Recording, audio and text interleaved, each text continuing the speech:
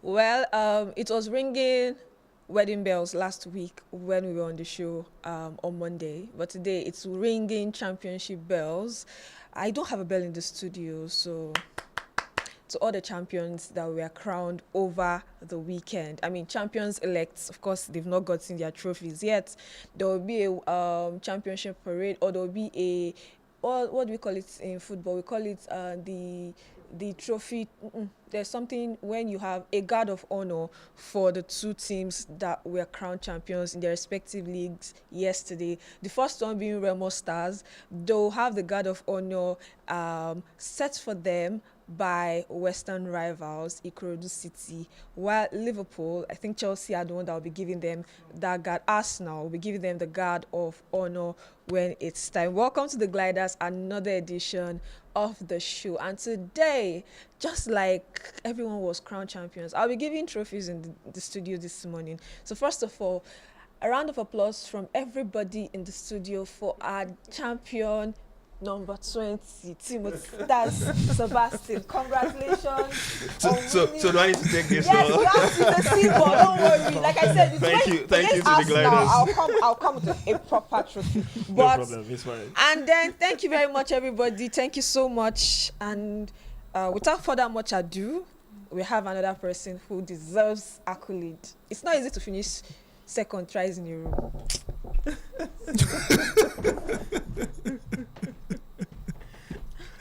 This is interesting. Let's know what we are doing on this set. Let's know what we are doing on this set. Everybody, round of applause for you. You got a medal, I got a trophy, so it's fine. Mikel Arteta, can you see this? Wow. Let me act like those guys when they lose a final. And you just drop it at me. All right, everyone. This is how we are starting the show today. And of course, you know, we are going to talk about what happened over the weekend. It was a historic weekend in the NPFL. So we're going to start from the local scene. And like always, if you've always been a fan of this show, you always know I like to say charity begins at home. Yeah. So charity begins at home. But I have to do that. It's very important. They have to hold their medals before we start the show proper. My name is Euphoria, and of course, I have the three gentlemen in the studios with me, Emmanuel, so we have Michael, and we have, of course, Timothy. So starting the show is the NPFL, where Remo Stars, after 15 years of existence, and after coming second twice in a row, they decided not to be like Mikolo and Arsenal. They decided to go a step further this season, and they got crowned champions yesterday. I'm a patient man. Remo have been patient enough to make sure that they did not. Yeah, no, but what is this for Arsenal now? No, we need Champions League. The Premier League. Sorry, Champions League. What am I saying? I mean Premier League. Over 10 years. No, that's 20. It's over 20.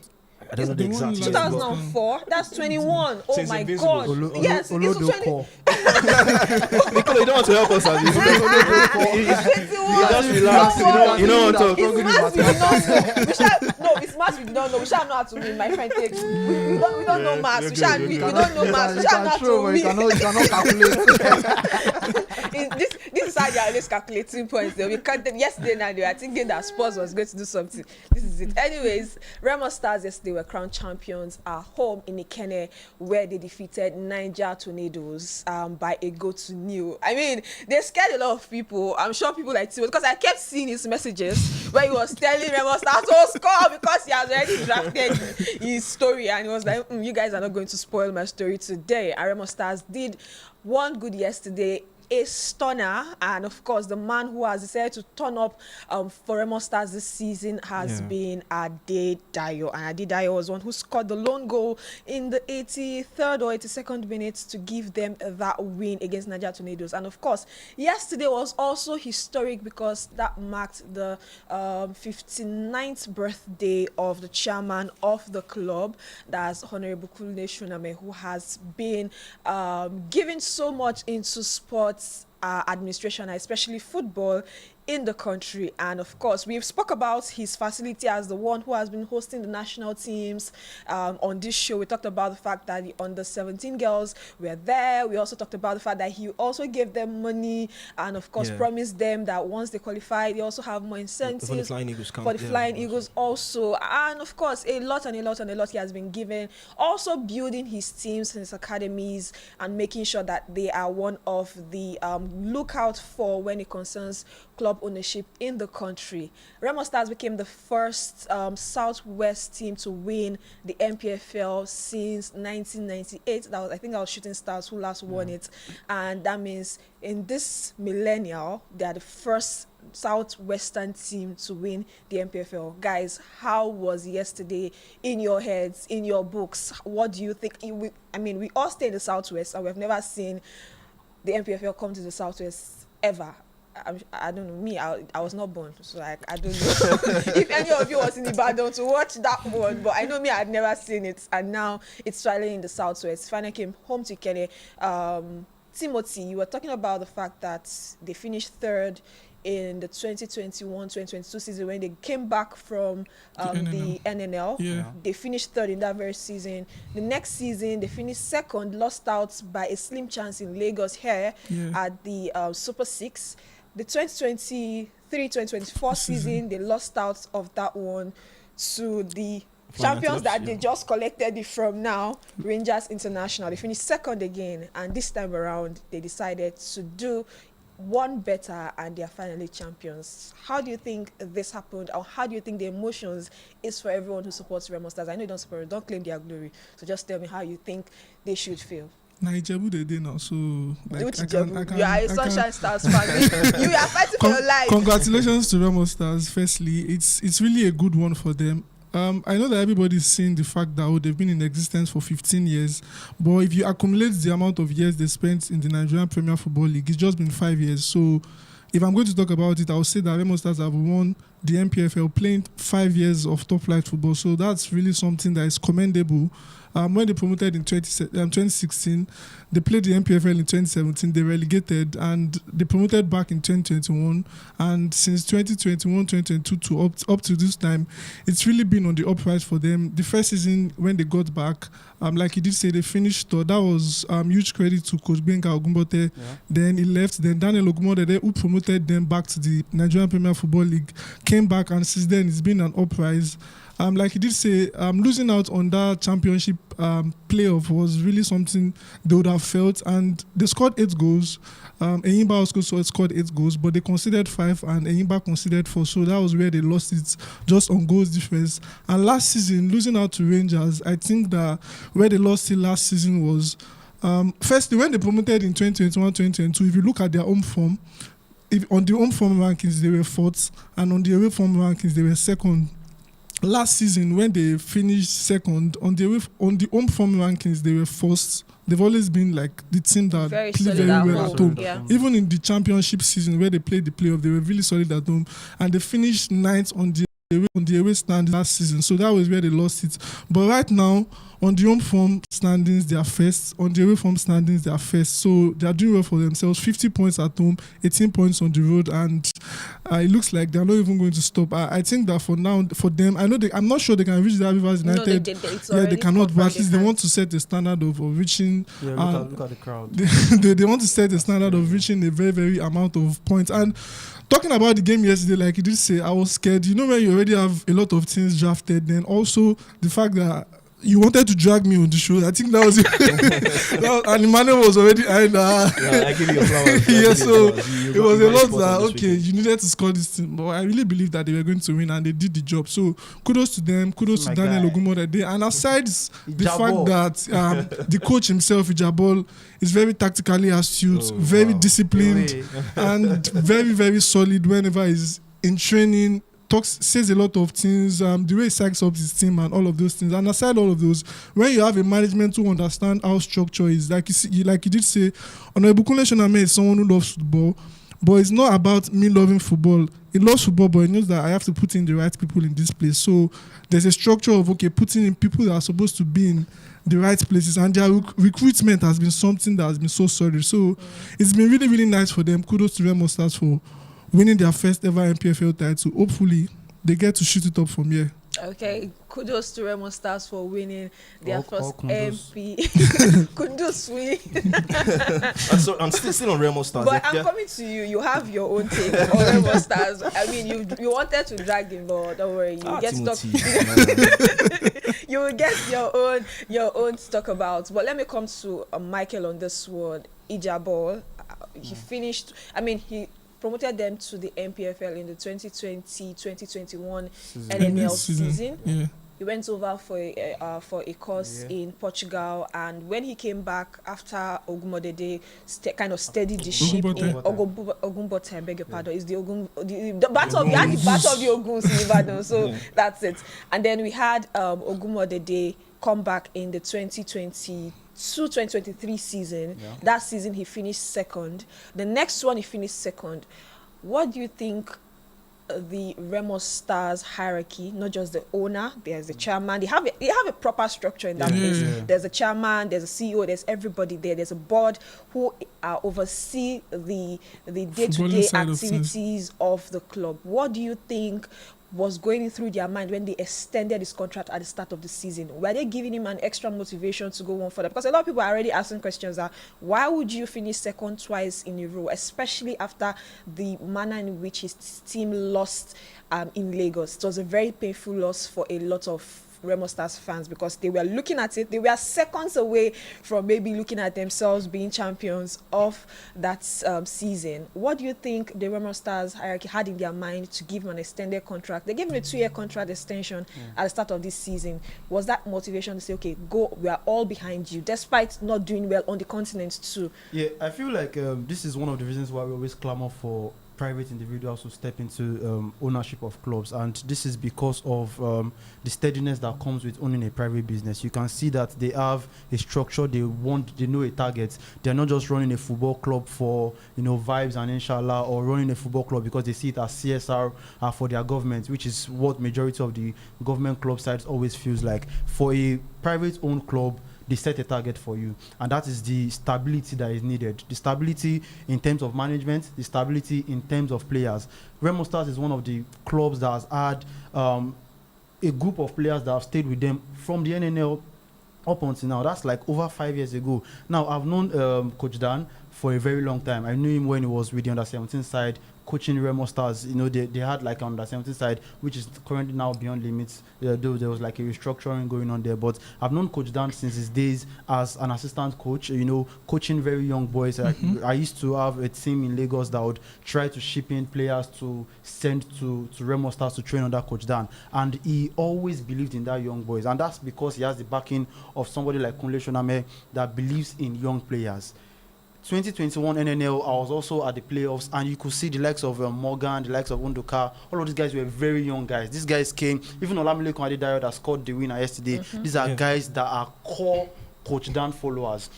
These guys are very loyal to the core. They play a style of football. It's never had that pressure that comes with coaching a government side. And this is what we always clamor for. If you are owning a private business, there's a structure. This is the style of play. This is what we want to achieve. It's not, my government wants to play in the Continental. Oh, my government.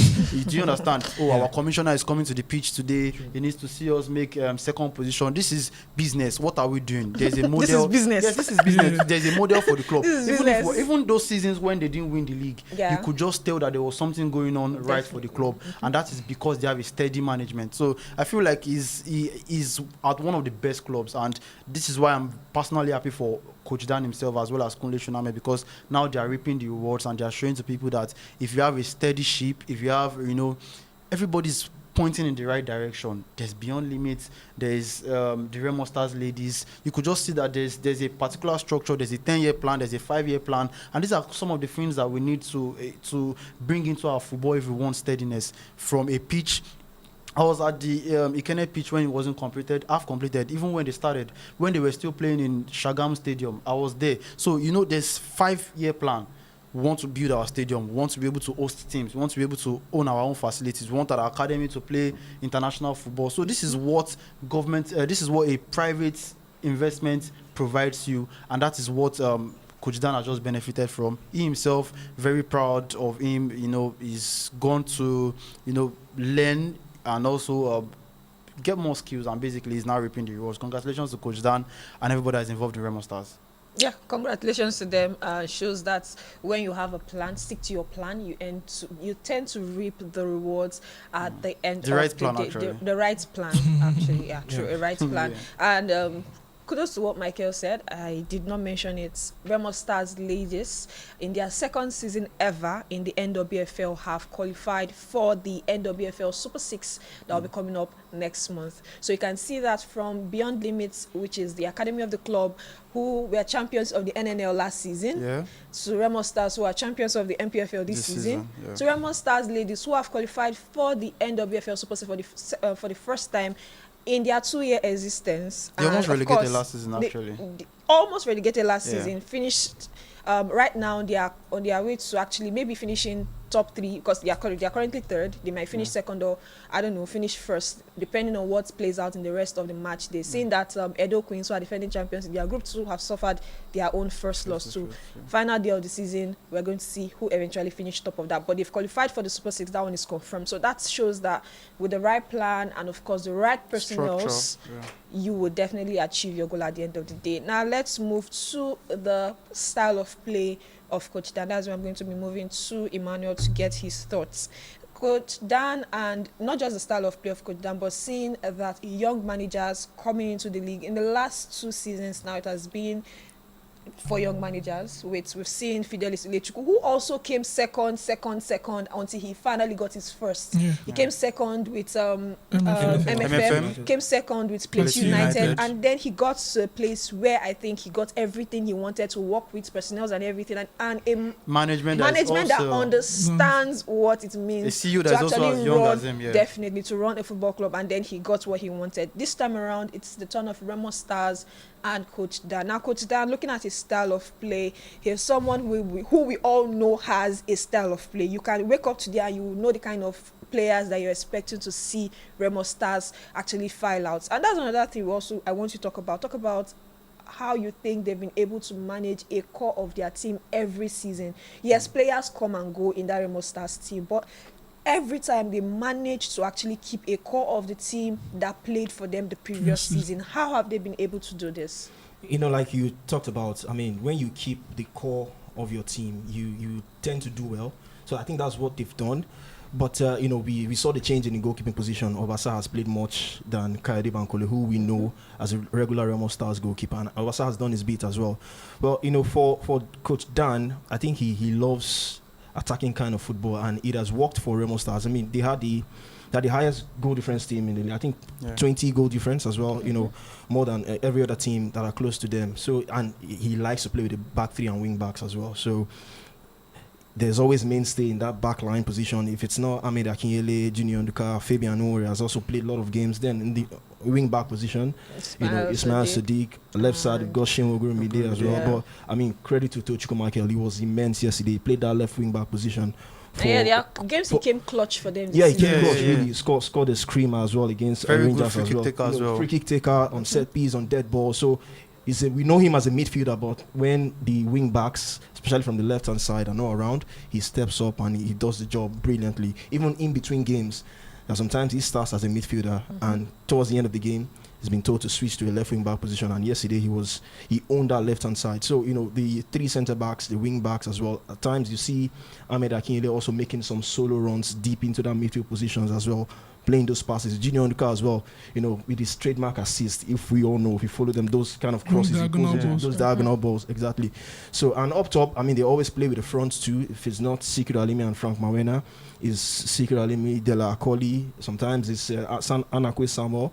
You know, yesterday was Ibrahim Shoaib, but he didn't get that partnership we would expect on Sikiru Alimi. And one thing they've done is they've shared the goals amongst the team. Absolutely. They've shared not one person. I don't think anybody has double figures. You know, so despite the fact that Sikiru Alimi hasn't got the amount of goals he would want, he scored a couple, he scored some amount of goals, but it's been spread across the team. So everyone is putting in the work, putting in their quota. And at the end of the day, you love to see progression. You love to see success at the end of the day after near misses.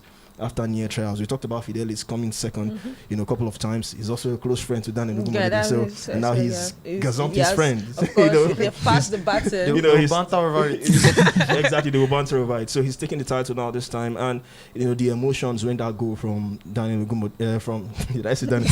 Anyways, he scored in the Nobel team, so maybe I'm right. I don't know. That's pun intended there. But when that strike went in from Adedayola Mineko, you see the emotions from Coach Dan, almost into tears as well. So that goal, the Niger Tornadoes as well, they were trying to throw spanner in the works. How would you do that?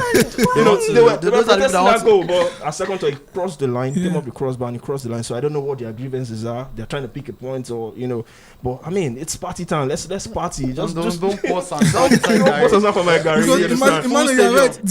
Everything about yesterday was party from the morning till the evening. Everything was already set. Let's have our party. Then people had come early. Everything. Let's celebrate our title win. Then you just wanted to come and let us just go like that. No. They are also fighting for their survival. But at the end of the day, you could say it was a deserved 3 points for Remo Stars. Yeah. Currently on 68 points with 3 more match days to go. That's 9 points to play for. If they can claim maximum points, 68 plus 9, that gives you 77.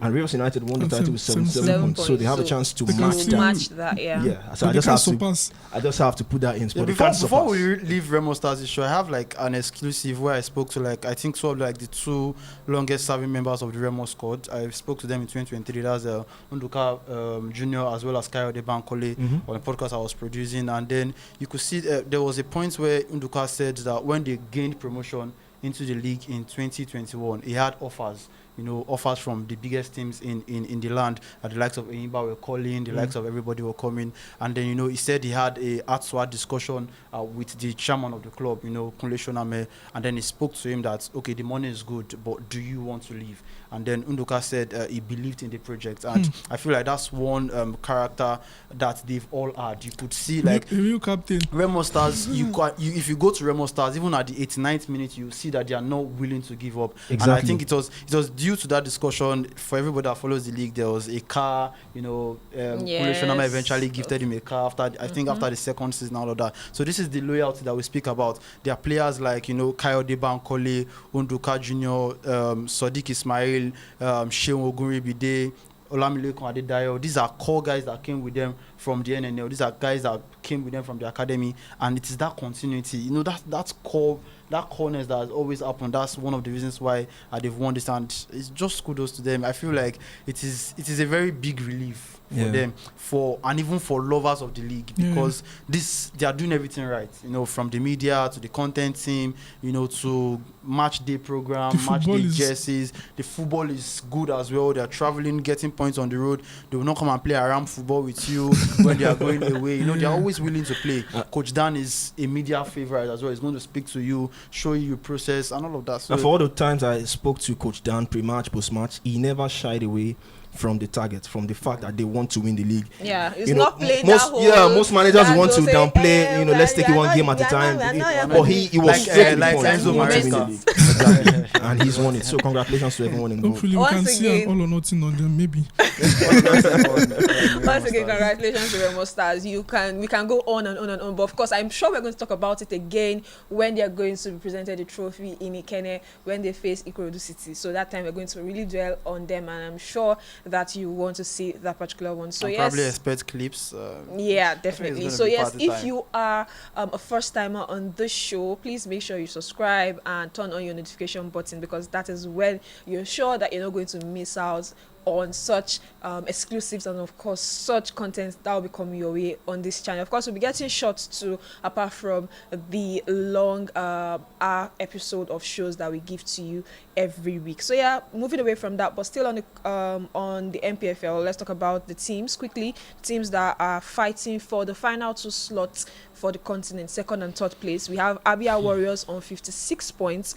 We also have Enyimba on 52. We are sure that Rivers United should clinch one of those spots, but out of the final spots, we have 3 people that are gunning for that with the kind of points that they have. We have Abia Warriors with 56, Ikorodu City with 53, and Enyimba with 52. Enyimba, I spoke about them during our last show, and I talked about the fact that you can never count them out. They always find a way to just raise their head at the end of the season, and right now they started a particular push for the continent, for a continental spot in that one. So yes, the final games that these 3 teams will be having, there are 3 games. Abia Warriors will be away to Niger Tornadoes, away from home.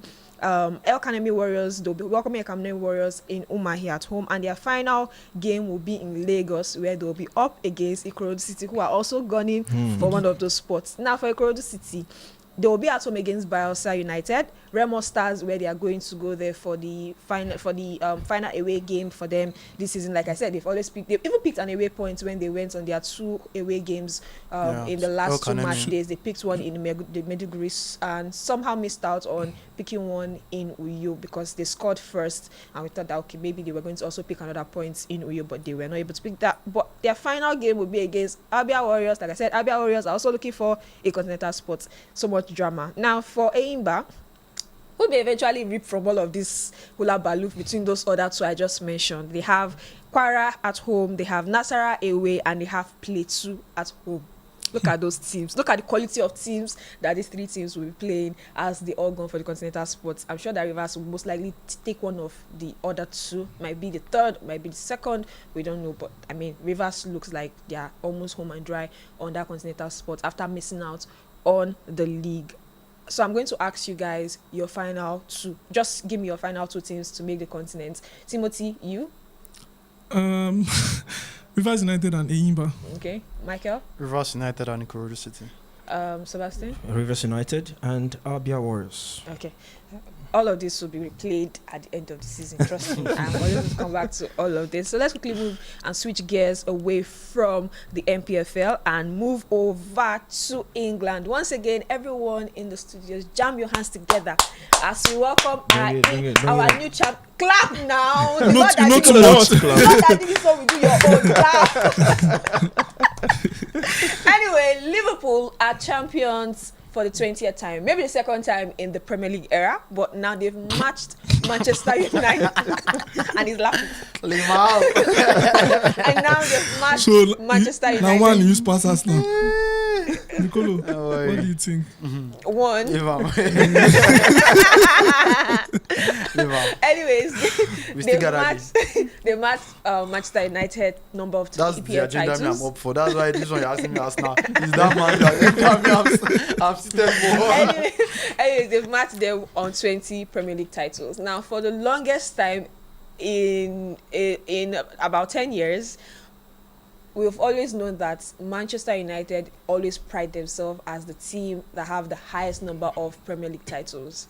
So when Liverpool got the 19th, they kept on saying, till you win 20. Now, 20 is finally home. 20 is finally here.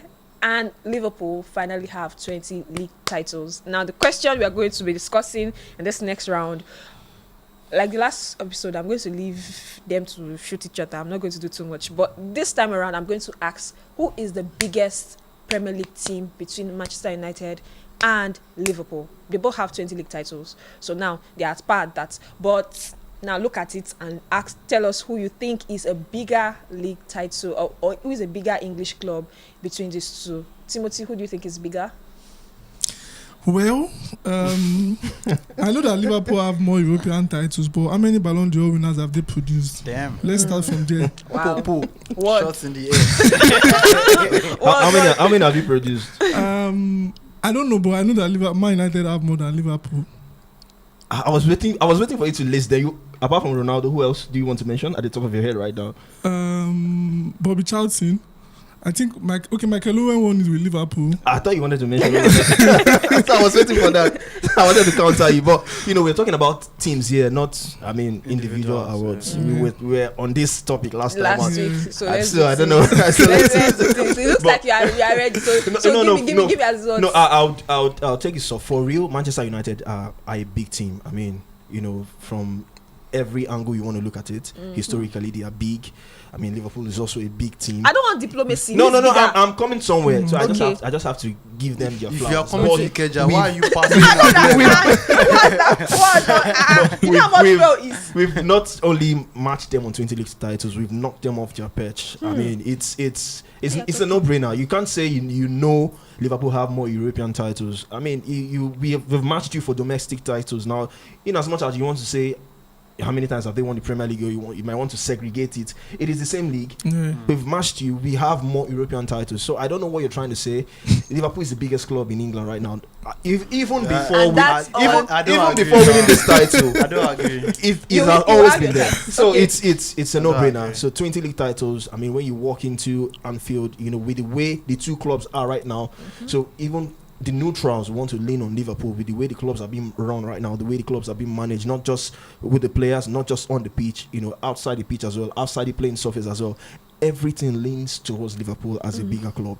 So it's a no-brainer. I don't think this is up for debate. So Liverpool, clearly the biggest team in England, and maybe a shot too at the biggest team in the world. So this is not me trying to jump the gun, but I mean it's so for me, congratulations to Liverpool first off. All of this, your medals and all of that. Whether you deserve them or you don't deserve them, you don't cross the line. I don't think you deserve it. It's starting from a place of pain. But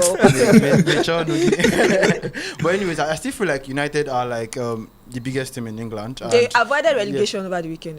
But even still, forget the fact that we are saying, currently and all of that, and all of the euphoria of whatever league that Liverpool just won. I just feel like historically, as well as an institution, forget whatever they've become right now. I still feel like Manchester United are Premier League giants and one of the biggest team in England actually, because of this Premier League era and the fact that when you You're still saying because of this Premier League. No, when you talk about dominance, I don't think there's any team that has dominated England the way Manchester United did over the course of Sir Alex Ferguson's tenure. I think they're also the only team that has I thought we said Man City has done that. No, they've not come close to the dominance that Sir Alex Ferguson had when he came into the league. Before for somebody that won, I think 13. He was the one that won all 13 of them. He's also tripeated the league twice. Yes. They've tripeated it twice, 2 times. They've also won the treble. I don't think Liverpool have won the treble. If you take it way back. Yeah. Way back when? In the early days, Liverpool were top. Yes, we know. Even in the early days, I don't know if Liverpool have ever tripeated the league if they won the treble. So now talking about historically as well as the biggest team, the biggest institution, as much as I hate to admit it, I still feel like Manchester United are a bigger team than Liverpool. For Liverpool, when you talk about, and it's not just about the trophies. Yeah, I was going to say that. I know that the trophies forget about the league titles. There's also the influence. There's also the attraction of players. The PR. Right now, if you talk about attraction of players, Liverpool and Manchester United in the last couple of years, even with it's always going to be Liverpool. And that's the very funny thing. The very funny thing is the fact that irrespective of Liverpool's success in the last 10 years, they still don't have the numbers that Manchester United had when it comes to fan base. And I don't know where that is coming from. I feel your pain, but I still feel like when it comes to fan bases in England, Liverpool are not even top 2. When it comes to having a fan base in and outside of England, when you talk about cultural difference, talking about influence around the world, you still talk about Manchester United first. You can carry Arsenal second. They are not even top 4. Liverpool has the most engagement on YouTube, on social media. You want to talk about fan engagement. We're talking about influence. We're talking about fan bases around the world. Places you can find fans where, if you go to the deepest corner of Africa right now, I'm sure you can see a fan wearing a Chelsea jersey. Okay, now you're being specific now. And Arsenal jersey. I'm talking about every corner in the world. Go to Asia, go to Africa, go to Europe, go to wherever you may want to. The influence that you have of Arsenal players, of Manchester United players, of Chelsea players, the influence that their legends have on a whole generation. I don't think Liverpool has any of that. Aside Gerrard, which is famous, his most famous action for him is his sliding. Arsenal has Henry, Chelsea has Drogba, and the influence that they've had on generations. Arsenal has had Kanu, Wanko, and everybody. Manchester United, you can go on and on. Ronaldo, all of these players, Ryan Giggs, they are even still reaping the benefits. I can't see even their flop players, the likes of Gary Neville and all of that, having a career in journalism. You can't even pinpoint a Liverpool player that is still in our faces right now. Jimmy Carragher. That's a clown. It's in your faces. That one is a clown. But yeah, that's what I'm saying. So when you talk about cultural difference on the holistic level, I still feel like Manchester United are the bigger team, the bigger institution in England. Whatever they've done with their career in the last 10 years, post Sir Alex Ferguson, is a different conversation entirely. But for what they've done in the Premier League era, And even in the English area, because the fact that I'm mentioning Premier League area, I feel like I'm disrespecting your titles. But even with your 2020, we all know the team that has the culture. Since when you started watching football, Mikolo, just leave it that way. Let's just leave it that way. I think I agree with you. It's hard to find the balance. What I want to tell you is that I think Madrid now, they won majority of their titles of but the if you still go to this Spain, thing. Do you understand? Even if they've won majority of their titles in the past and all of that, till now they still have that cultural difference. They have all of those history. For all of the history that Liverpool has, I still don't feel they have that cultural difference, even in England. yes. Okay. I think it's hard to find, like Mikolo said, it's hard to really find the balance here. Liverpool have more European titles. They've won the same amount of titles as United. But like Mikolo was saying, if you even want to go into the media side of things, United are always talked about. Go to Fabrizio Romano's page. I say yesterday. In terms of engagement, Liverpool won the league yesterday. People were discussing Gorilla versus Man on Twitter. Do you understand? What do you mean by people? The only Liverpool fans were celebrating. I feel like I'm trying to troll last now. I was even more interested in Remo stars. That is from an angle of beef. I wouldn't want to go there. I'm very sure there are more videos of Remo stars fans celebrating on Twitter than Liverpool. I disagree. I disagree. Like, it was just like a random day. To be honest, it was just Not like for me anyways. Not for me anyways. It was fun. So congratulations to Liverpool. Of course, Let yes. me tell myself congratulations. If you don't want to, let me say. But it was a good way. I don't know why some people were coming out to say they've been lucky this season. Yes, you've been lucky. How lucky? How lucky as how? Let me say as that's not how. what we are discussing right now. Well, you're lucky because I do not. Holistically, this is not even from a point of hatred. Yeah. You cannot categorically look at EPL this season and say Liverpool are the best team. Why? But How? Why are you saying I'm that? not convinced. How many games have they lost? They've lost just 2 games. Just 2 games. So you cannot really say. I think Emmanuel on this angle. I think Emmanuel is right. I test. So On the eye test level. You've lost 2 games and you tell me I've been lucky at this stage of the season. I mean, they picked more points than decisions, Man City lucky with injuries, and all of that. No, in terms of you say better managed. No, I'm saying lucky with injuries. I don't say better managed. There's nobody in the you're world lucky that with can be lucky injuries. this I'm saying But Emmanuel, let me put you on the better spot. your players. I know that it's not easy to. Did not buy any player, just bought 1 player. Do you think they can still compete at the highest level next season? So they competed before you even ask Ima that question. I want to ask you now: where does this Liverpool side that just won this league? Where do they rank in the greatest teams in England?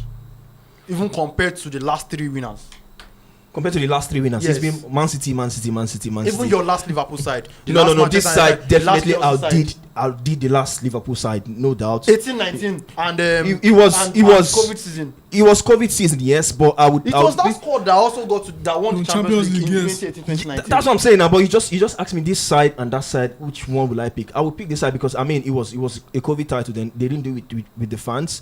This one was more in terms of the fans were there. They had to do it. The pressure was. It was a new manager that nobody gave a chance at the start of the season. If I asked everyone here and a slot, do you see him winning the title in his first season in charge? I'm sure everyone wouldn't have seen it coming. Well, even outside the top. But he's done that. That's fair. At his very first season, so you have to give him credit, give this team the credit. And I'm not saying I'm not giving them the credit. I'm just telling you where do they rank. I will put this side ahead of Mane, Firmino, Salah.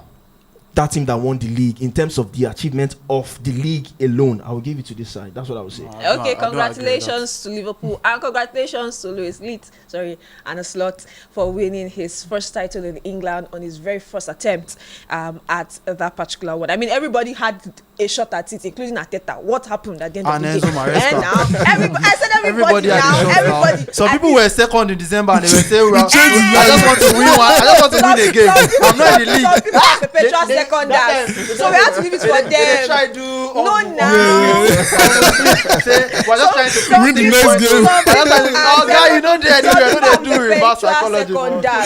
I had to give somebody a medal today. There's no way I was going to wear the second medal today. Well, that's going from where we are from, I would appreciate that. Thank you very much. But right now we have to rush our takes on the show because of our time. Because we have a lot to talk about. Because it's Champions League week, everybody. And yes. And only one team is left in the Champions League as well. One team from where? One team from England. Okay, there's something I'm going to say when we get to that. One team left in England, we'll get to that. But Champions League is back on Tuesday and Wednesday, and we have final 4 teams standing. And of course, we have codes for you from the guys. There were predictions on Friday. And the guys who all gave their codes not all of them are on set today. The other guy, I always tell you, he's always on the bench. He doesn't come on Mondays. So the other 2 will explain what happened with their prediction. League 2 game, not caught before he come on studio. He said asking us. That makes us so anyway, your game could never escape the first 5 hours. But now there is a octopus in the studios. He said that he has short odds for you and he wants you to bet your house rent. So I want to get to that place. Bet responsibly. Anyways, before we get to that, let's quickly run through our topics for today. We also have to talk about the fact that the under-20 AFCON is on, and yesterday we saw the host Egypt take on South Africa. It was a very loaded game and it ended in favor of the host side by a lone goal. And I mean, South African Twitter was a madness yesterday. They lost, but you can see how passionate they are about this competition. And we are going to play on Thursday. We are going to play Tunisia on Thursday. Emmanuel, when do you think we can ever get to that particular point where fans will be passionate about the cadet teams? Like I saw the South Africans being passionate yesterday, and seeing the game yesterday, do you think that Egypt have it in them to go win the title at the end of the day? Well, as host nations, you always want to keep an eye on the host, and they've got to not the high flying start as you would expect because they didn't score much goals so against the opposition yesterday. So you always want to keep an eye on the host nation. It was a beautiful start from the opening ceremony down to that game where Egypt were participated. But for South Africa, you could understand the whole footballing events around them in recent years have been bubbling, even in the CAF competitions as well. Yeah. They've been doing very well. So they're very active. They got into the CAF Champions League final recently. So and they got teams as well in the Confederations Cup who got knocked out, the likes of Stellenbosch and the like. So the football in South Africa has been really, really on the up in recent years. So they are really, really expectant, taking it down to the cadet level. So we wait to see if they can do that in this under-20 AFCON. But I mean, if you want to pick favourites, you're not going to pick South Africa because we've got experienced team in the ranks, including our own Flying Eagles as well. I'm thinking of Egypt as favourites, actually, not South Africa. You always want. I won't pick Egypt as favourite, but you put them in the picture as host nation. I mean, Nigeria for every under-20 AFCON, under-20 World Cup, you're always going to give them a shot. Give them a shot as well. 7 times winners. Going into the under-20 AFCON as well. So you're always going to put the Flying Eagles as favourites. So I'm looking forward to that game against Tunisia, their very first game. Ali Zuberi, I hope his Academy Warriors team are currently in the relegation fight as well. So I hope he's not, playing in his head heading into this tournament, because sometimes you wouldn't want divided attention for national team managers. Coaching the club side, also coaching the national team, just flipping between roles and all that. So I hope this tournament is a full focus for Ali Zuberi and his players, and of course they've got the players to do the job. I mean, I'm looking forward to seeing interesting players in the picture. Clinton Jefta, I watched him at Niger Tornadoes before he made that move to Enyimba as well. A brilliant player to look out for. They've also got some NPFL players in the team as well. Rickson Mendes of Niger Tornadoes also in the squad. Centre back with Katsina United, Ejiofor also in the squad. And of course, we've got our captain. Senior man. Senior man. I thought you were not mentioning him. For what he's done, from what I've seen, Bamayi with Bayelsa United, he's been, he's not been bad. He's been decent, but the lot of talks around him is that how many years is he going to play with the Flying Eagles, with the cadet teams as well? So how many years is he started very early. So how many years? So he's growing into it. He's a young boss. so how many years do you want to keep calling him up? But in terms of what he's done when he's been called upon for Bayelsa United, he's done well, he's led well. But we'll wait to see how this one pan out. Of course, not forgetting our own Paro Bahiri as well. Always a player to look forward Top to. striker. And we have to appreciate, thank Leo Strom, his club, for letting him go for this tournament, because it's outside the FIFA window. So clubs are not obliged to release players for this under-20 AFCON. So thank God for Leo Strom, they released him, and he's one player as well we can rely on in terms of the goals. He was crucial in the WAFU B tournament in Togo as well. So he's got the armory, he's got the players, Ali Zubair. So I've also got like two of my boys in there. You know, left back General Kao Koro as well as goalkeeper. We've got the players. Super Eagles. Flying Eagles. always. Man, please don't jinx those boys. You just mentioned Super Eagles now. When I go to draw them last always. Oh please. They're always going to be the favorites. Forgive and forget. Heading into every under 20 AFCON, and not to forget the 4 semi-finalists qualifies for which is the target, man. For the World Cup as well, which will be coming up in Chile later this year. So the target or one of the targets, please. We are there to win. So we are there to win. We're not like us now. Don't finish second. But when you qualify, it's always going to be the least you can do for Flying Eagles. So that's what we're doing. You just want to take it one step at a time. Let me go back to that route now. So qualify for the semi-finals. Then from there, go on to win it. But that's like the first target. That's the first target. So we'll keep an eye on. Hopefully they get off to a flying start against Tunisia and move on from there. Pun intended, I know. I'll move on from there and see what they can achieve. All right, tournament. Looking forward to that. Of course, we're going to bring to you everything that happens on the pitch.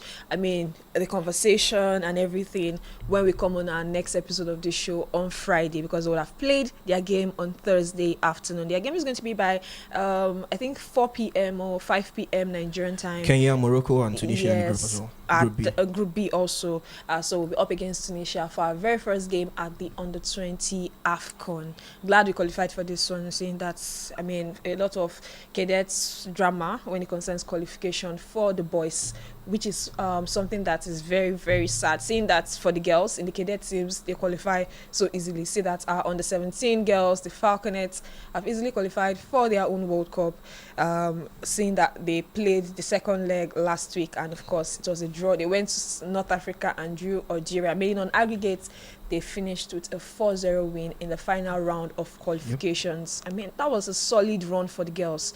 I have to commend them on that one, since we couldn't talk about them after their game. Of course, they played their game after we're done recording last episode. So congrats to the girls for making it to the next World Cup, and we hope that they do one better or two better than they did in India in the last edition. They finished third. If they do one better, they're Arsenal like Mikolo. They do two better, they're champions, and of course finally get that particular champions. Like today's for you. Exactly, man. So thank you. Yeah, finally flowing like me. Thank you so much. So yes, now we're. Where do they have to finish to be like you? They should win 2 Champions League now. Win 2 Champions League now. Win 2 Champions League now. No. Let's move on. Anyways, we have the Champions League to talk about next, but I need to quickly slot this in and talk about the fact that world record holder Tobiloba Amuson is back to racing, and that gladdens my heart. Although she did start very strong, she finished 4th at the Germain Diamond League 100-meter hurdle that she actually raced on Saturday with a time of 12.74 seconds to finish 4th. She is back to racing, and that's our very first time we're seeing her on the track since that Olympic disappointment in Paris in the summer. So yes, congratulations to Amuson for coming back. I mean, once you fall, the thing that makes you a champion is that you stand up and you continue to push. And we're sure that now that she's back racing, we are going to start seeing her going back to the top, and of course giving us what we know how to do very best. So yes, looking forward to seeing more of her races. Moving away from this now to the race that is a very important in Europe. The Final Four will start their campaign tomorrow, and that is the UEFA Champions League. The UEFA Champions League returns, and we have 4 semi-finalists. We have Arsenal, the only English team there. We have PSG, we have Inter Milan, we have Barcelona. Now, the only people who are neutrals in the studio are myself and Sebastian. Every other person have stake in this place, and I mean Nicolo and TMC. Now, TMC is up for Inter Milan. He thinks that they are going to win. Nicolo is even praying to get to the final first because he doesn't want to jump the gun. Or are you also saying you guys will win, so that we'll know where to hold you to? Can we move on with this? Okay, I think I think you all understand why he's now very, very humble. I apologize if that is it, but I'm sure he's going to come out of. He's very mysterious. Come out of his hiding spots very soon. Just watch. So for the 4 teams that will be up, we have Arsenal versus PSG, and we have Inter Milan versus Barcelona. Now, I'll come to obviously to people who have stakes so that they are going to run their mouths. I'll start with TMT, Barcelona and Inter Milan. Now, Barcelona up. Why is Mikolo laughing? Barcelona up with that particular euphoria, and of course the adrenaline pop of winning the Copa del Rey final against Real Madrid in that El Clasico final we had over the weekend, and of course Inter Milan, who have had deep in form in the last previous games they've played. They lost out on their own treble push. Barcelona is still on their treble run because they've won the Copa del Rey right now. Inter Milan same week lost out on the Coppa Italia. I spoke about that on the edition. Lost over the weekend. I mean, it's not so I felt for Timothy. I was just imagining Timothy. As I was watching that game, I was imagining Timothy. When Roma scored, I said, Timothy. But let's. Your name is Timothy Denbo. Okay, there's no L there, but let's move on. So Inter Milan is we talked about the L's of Leicester, Lobby. So I'm trying to what happened? Why are they studying L's? 3 L's in a row. What happened? So right now we are on to the next stage. I mean, they've done all of that, but right now they have to shift focus to the Champions League. A Champions League where they've considered the least amount of goals among all the teams. They've considered among the teams that are remaining. I think they are the team that have considered the least amount of goals in this particular stage. Now going into this one, they'll be up against Barcelona, who are a side that love to score goals on their day. How do you think they are going to manage against this Barcelona side? Firstly, I think for Inter Milan, they've not been doing well in the last 1 week. Lose on Saturday to Bologna, then on the previous Wednesday lose to AC Milan. I think that the Bologna one was a one-off. I expected the AC Milan one, but I did not expect the one against Roma because I felt that although Claudio Ranieri has been doing so well for Roma, for a team he picked up at the very, very lower stage. Now they're just 2 points behind the Champions League spot. So kudos to him. But for Inter Milan, like Inzaghi said post-match yesterday, he said the energy level has been low and they need to pick it up. And if there's that game where they have to pick it up, I think right now they just need to know that, this is what we can get right now. Focus on winning the Champions League, and if focus on winning the Champions League is you have to win Barcelona over 2 legs, because the loss yesterday, Napoli went off the table. And it's no longer in there, and it's now up to Napoli to probably draw points. You know, it's a different thing when you're in that position where you can control what is in front of you. But right now, they can't control it. If Napoli wins all their games and Inter Milan also win all their games, they will not be champions. So this is the one they can fight for: win against Barcelona over 2 legs, then get into the final and also win. So against Barcelona, it's going to be difficult. Barcelona will come out all guns blazing, high press, try to keep the eye line. But I think the matchup would be really interesting. And good one for Inter Milan. Marcus Thuram is going to be back. I think Dumfries is also back. The likes of Zelinski also that they got from Napoli is also back. So for them, it's going to be really interesting. But the matchup, Barcelona with the high press against Simone Inzaghi, they don't play a low block. Inter Milan also come out attacking, but they're always very compact whenever they are defending. I think they'll play a low block against I don't think they'll play a low block against Barcelona because I don't think they'll play a low block against Barcelona. I think they'll try to mark themselves. Inter don't play so high. They'll hit on the counter. Yeah, I feel like that's what they're going to try. Yeah, that's the only way they have a chance. Why do you think so? Inter don't play up so high. Even when they played Bayern Munich pressed them very high, and they still did not play a low block. Although you expect Barcelona, you expect Bayern Munich to dominate position, but Barcelona are not a possessive team right now. We saw them against Real Madrid. If Real Madrid, who does not know how to play football, have more possession against you. Real Madrid don't know how to play football right now. That's what I'm saying. They don't know how to play football like the way you expect teams to pass and do all that. They still had more possession. So I think that Barca, their strength is they have direct wingers. They can press high. So many times teams have been caught offside this season. So the likes of Lautaro Martinez and Marcus Thuram would have to know when to make those runs. Back, Marcus Thuram. Yeah, it's going to be back. It's going to be back against Barcelona. The likes of Barella, Chanalolu would know when to release the passes for the likes of Dimarco and Dumfries, who may be making those runs too. But it's not going to be easy. Expect that Barcelona would be on the highest level. They have it going all well for themselves right now. But I still think that over 2 legs, I don't know what would happen at Camp Nou, but I know that over 2 legs, Inter Milan would qualify. So, but for Wednesday's result, I don't know what would happen. Maybe a draw and go to the Miazza to get the win. But I'm still very confident that Inter Milan will get to the final and win. Okay, get into the final and win. And of course, it's try to keep it safe ahead of the game this week. For Arsenal versus PSG, we saw the two teams play some of the best football we saw in the Champions League this season in the last stage.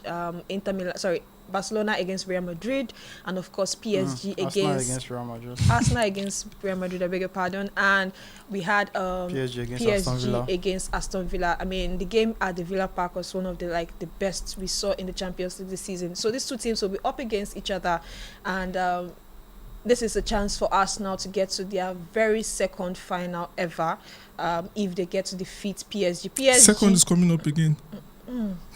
Now you see that it's not intentional. It is predestinated. Like I said before, I'm a very patient man. So Michael, quickly, because of our time, how do you see this one panning out for this first leg of the tie? I think it's going to be a very exciting one. I also feel like it might be a bit cagey. For going by the fact that both teams are very expressive and all of that, I just feel like Luis Enrique as well as Mikel Arteta would try to out-tactic each other, if there's any English word like that. So because I feel like it's going to be, you do not want to be, these are two teams that you do not want to be caught lacking about, very explosive sides, and both can play, very good midfield battle. So it's not like Real Madrid that cannot play. Do you understand? It's not a game that's going to be one-sided. It's a game where both sides can hurt you on the counter, they can hurt you in build-up, they can hurt you in possession. So you have to be very careful. And in as much as Arsenal feel like they've overcome a battle in Real Madrid, I feel it all comes to nothing if they don't get past PSG, and that's going to be very disgraceful for them. Arsenal and PSG have faced this season already. Arsenal triumphing that one 2-0, but then you just have that feeling that they were not that team that they used to be during that league phase, the first stage of the Champions League. Now they've got in Dembele firing back. They also Kwicha also on the wing, doing magic on that right wing right now. So I just feel like this game, unlike the first leg of Arsenal Madrid, where Arsenal were on top of proceedings, I feel like the tactics is going to be more of the second leg at the Bernabeu, and that's what I feel like, a game where you have to be very patient and then take your chances, because you know that they also have very fast wingers that can always hurt you. But then I feel like the midfield battle is where it's going to be. The man-to-man battle will be crazy. Yeah, that midfield is where the battle is going to be, and you just and now Arsenal are lacking in that aspect, because Thomas Partey is going to be missing this one. I don't know who's going to be stepping in for him, if it's 42-year-old Jorginho or a Champions League winner, by the way. 42-year-old Jorginho. You don't have to force I have to remind you that you can't insult him when they Champions League winner with Chelsea. No, I don't have to add to you. He's insulting Jorginho. He has won it. I'm not forcing it. I'm just I didn't mention the team. I don't mention the team. I don't mention the team. Okay. Calm down. So you don't know who's going to be starting. He has to be someone that can also keep up with the pace and also dictate the kind of play, because you're coming up against very fast, diminutive midfielders that can snatch the ball, that tackle very well. There's this mad rotation that's going on in their squad. Vitinha and João Neves, those guys these are very, they're the fast ones. Then Fabian Ruiz is the one that brings that calm. They are very, very technical players. So before I can make a claim or whatever how the game is going to go, I definitely have to know who is going to be replacing Partey, because maybe you should try it. Do you understand? Lewis Kelly. No, now the thing is that if you put a Miles Lewis Kelly in the DM, this is going to be like his first game playing DM for Arsenal in a Champions League semi-final. But that's not just the point. The point is also you are exposing your left back. True. Now who is going to be coming in there? Are you confident of a Dembele versus Zinchenko, or are you switching Timber up to this side, which then leaves you with Ben White on this side against this thing? So these are some of the tactical battles that's going to be going on. I just expect a very tough game, but I still see Arsenal coming up on top. Yeah, I also expect Arsenal to win, but like he was saying about the battles, I think for the midfield is going to be key, and I think where one team can edge the other, you already talked about how both managers are tactically astute. Where one team can head the other is the set piece thing. If Arsenal can utilize their set piece, then it works. Of course, we have seen teams win. I think I also saw a stat where it also points to the fact that I think Liverpool, PSG have also considered. PSG have considered, I think 6 goals from set pieces, and if there's one thing that can hurt you, it is the set piece. My quick take on both games. I mean, Inter Milan needed something outside Italy, outside domestic competition for a fresh head, because it's been poor in Italy recently at home. So maybe this game against Barcelona might just be I don't even think their league form is going to affect this Champions League game, because but they just needed that. Of all four teams in the league, in the semi-final of the Champions League, I think only Barcelona has had very positive results in the league. PSG has started faltering since they won the league. Arsenal have played like 3 draws, all in between the win against Madrid. Also over the weekend, they won over the weekend. But then you just have that feeling that everybody's eye is kind of focused on the Champions League. So I just have that feeling that Inter Milan that you've seen over the last week is not the Inter Milan that's going to be turning up at the which is why Barcelona would want to watch it ahead of that game. And they are the informed team heading into that fixture. Then for the other game, Arsenal PSG, Arsenal, you don't defeat Real Madrid and you're not the favourite for this fixture. They are always going to be the favourite against Paris Saint-Germain, and they are in poor run of form as well. They've won the league in France, but the last 2 games they lost their first game over the weekend against Nice. Their chance of going unbeaten. As well. So Arsenal rested over the weekend. I think they will be all guns blazing against Paris Saint-Germain. The only issue from Arsenal's game is absence of Partey, to be honest. If Partey was there, I can call it right now. Okay, so that's Partey is missing because of a suspension due to a very unnecessary yellow. I think he picked in that game against Real Madrid in the second was leg. very angry. So you could actually feel he was baited into that. I was also pissed that you were leading on aggregates. There was nothing. The time was I think just 10 minutes to go. It was a moment of losing his head, and I just feel like this rest over the weekend should have probably reset their head because of other players too. Because you've seen Saliba has made 2 errors at the back, lots of concentration, and I just feel like this weekend was it for him. He lost that one against Vini Jr. that cost Vini to equalize, and there was also the one against Mateta Crystal Palace. So you just feel like he's suffering from the burden of having to lead that defense line in the absence of the very vocal one. The vocal one has always been Gabriel, and now that he's absent, you expect Saliba to be the one that is marshalling that line beside Jakub Kiwior, and I feel like that's taking a mental note on him. But kudos to Kiwior, though. He's been really, really solid. That's very like solid. I didn't expect that I was going to come in so well and click. Put Kylian Mbappe in his pocket and all of that. Well, talking about Kylian Mbappe, he has finally scored a free kick. And for everyone that follows if you're on FC, you already know where this is going. So congrats to him. That was a long time coming. I wanted him to score because I was tired of that guy counting days. He scored one in the La Liga, but that one was the direct free kick. There was so much drama after that particular goal. So this one was, absolutely very smooth. And sadly, didn't amount to anything. Well, but he has gotten that free kick done. So let's move to the Europa League. Before we get our codes and, of course, wrap up on the show, let's talk about the Europa League. Manchester United did a fantastic comeback to make sure that they progress to the next round of the Europa League. So comeback is like comeback. But now they over the weekend they had to struggle to pick on a point against Bournemouth, and now they'll be going into the Europa League with that mentality that they can't falter in this one. They are currently in the bottom half in the league, and the Europa League is something that would actually pick the spirit of the team if they get on to win it. What can they do to win it from this stage? Because we can't say that they are a very good team, seeing that they had to struggle, use every kind of thing they had to use. Look at the spirit of maybe Sir Alex Ferguson, everybody, to be able to win that last time. What do you think they'll do this time around? Because I don't think they want to rely on that kind of football they played in the last round to keep on going in the Europa League. Of course, you don't always want to rely on comebacks because it's not going to happen every time. And it's not sustainable. It's not sustainable. So if the same way they played against Lyon, if they repeat same mistake against their opponents Bilbao in this semi-final clash, I think they will be knocked out. Funny enough, we might just be seeing England, sweeping the whole whole of Europe. Arsenal are still in the Champions League, 2 English teams in the Europa League. We've got 1 in the Conference League as well with Chelsea. But for United, even though they are not my favourites to win it, but this is a tricky tie against this Bilbao side as well. Both teams, in the league, not the position they would want to be. United also struggling in the league as well. Ruben Amorim at some point said he's going to, play the kids in the Premier League because they have nothing to play for. They're no longer going to get. They are not going to get relegated. So there's nothing to play for in the league anymore. But all they want is the Europa League because when you win it, you qualify for the Champions League. You play Champions League football as well. So these players know what is at stake, and they are nearly there now. So this is the time they need to step up. The likes of Bruno Fernandes, credit to him, has been the live wire for this United team for large parts of the season. So it's a tournament for United. It's there for them to win it. So if they lose it at the end of the day, they have themselves to blame. It's going to be a disastrous season. For how disastrous it's been in the league, if they go on to win the Europa League, might as well be a successful season for some United fans as well. We saw it happen last season for them when they won the FA Cup. Exactly. So it's where they need to throw everything down. And they also have to be careful because of their history with Spanish teams. With Spanish team as well. In Europe, they've come up against this Bilbao team before as well. So they need to watch it, and this is the game. Thankfully, they are playing the second leg at Old Trafford. So, but they need to. But then they played Lyon second leg at Old Trafford, and they won. Lost it. They won. That is what's important. So, but they need to get a good result in Spain heading into England. Then for the other tie, Spurs against Bodo Glimt.